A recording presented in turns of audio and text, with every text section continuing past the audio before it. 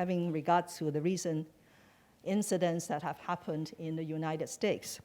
Well, when we mention about double standards being adopted by overseas officials and politicians when they commented on incidents in Hong Kong, the first double standard is the importance of national security.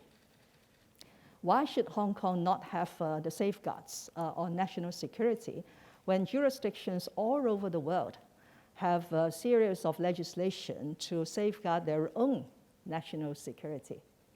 Are they suggesting that the safety of Hong Kong people is of lesser significance and importance to the people of Hong Kong than the American citizen in an American society?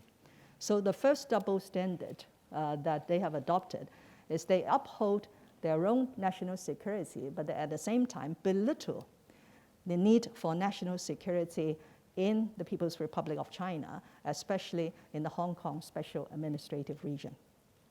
The second double standard is, of course, how one would see the rule of law. The rule of law requires enforcement of the law and the keeping of law and order in a city in order to safeguard the life and property of citizens. But since June 2019, everybody has seen what has happened in Hong Kong. We have rampant violence and riots, undermining the safety of Hong Kong people, properties, and businesses. But some overseas commentators or politicians were sort of condoning or encouraging this sort of activities under the guise of democracy.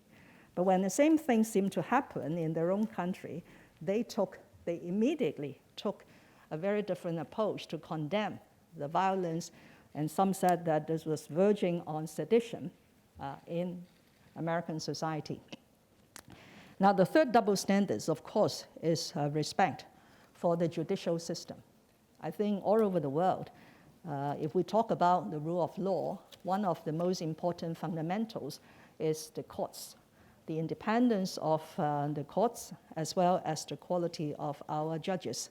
Hong Kong is very blessed to have a very distinguished judiciary supported by the very distinguished judges.